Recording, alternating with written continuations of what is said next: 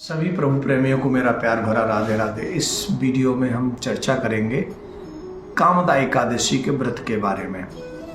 चैत्र मास की शुक्ल पक्ष की एकादशी जिसे कामदा एकादशी के नाम से जाना जाता है। धर्मराज ने जब भगवान श्री कृष्ण से पूछा तो भगवान श्री कृष्ण ने कहा, ये वृतांत पूर्व में हुआ है।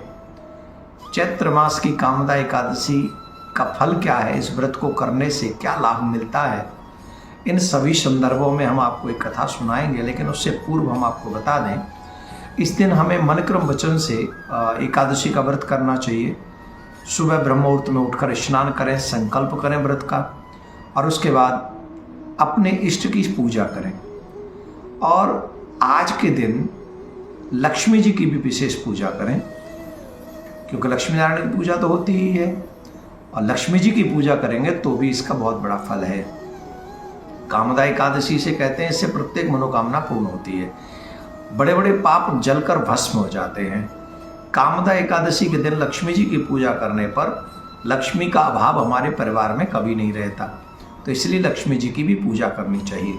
पूर्व काल में कथा ऐसी आती है, गंधर्व राजा के यहाँ पर, एक जो राजा थे उनके यहाँ पर एक गंधर्व और एक गंधर्वी रहते थे। मतलब उनका नाम था ललित और ललिता।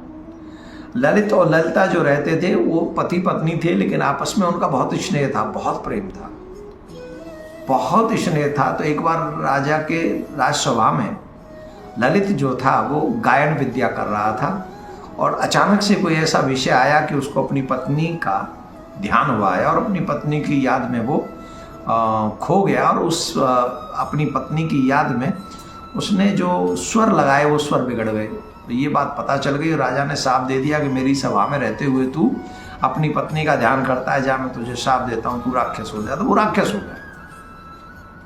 उसकी पत्नी को बड़ा कष्ट हुआ और बहुत दुख हुआ। तो उसकी पत्नी ने एक बार श्रृंगी ऋषि से पूछा, तो उन्होंने कहा, चैत्र मास की कामदा एकादशी आने वाली है, अगर तुम व्रत रखोगी और व्रत करके इसका पुण्य इसको दे दोगी तो ये अपने उस राक्षस की योनि से मुक्त हो जाएगा। तो ललिता ने यही किया, और वो उसको अपने पति मिल गए, और उसका पति जो ललित था वो पिशाच योनि से मुक्त हो गया। तो आप ये समझिए, कामदा एकादशी का व्रत करने से उसकी पिशाच योनि, राक्षस योनि मुक्त हो गई। तो हम लोगों के भी अनंत जन्मों के पापों को काटने की क्षमता इस एकादशी के व्रत में है, कामदा एकादशी के व्रत में है। मैं आप सभी से आग्रह करूंगा, 8 तारीख को कामदा एकादशी का व्रत रखा जाएगा, और इस समय बहुत सुंदर सुंदर योग भी बन रहे हैं, तो उन योगों का भी फल आपको मिलेगा। आप लोग 8 तारीख को कामदा एकादशी का व्रत करेंगे, और 9 तारीख को इस एकादशी का पारायण होगा। पारायण का समय 5:55 से आप पारायण कर सकते हैं 8:55। तो ये 9 तारीख को पारायण का समय रहेगा।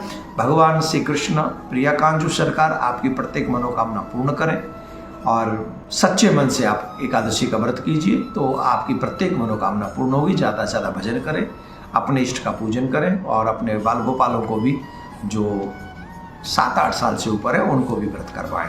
राधे राधे।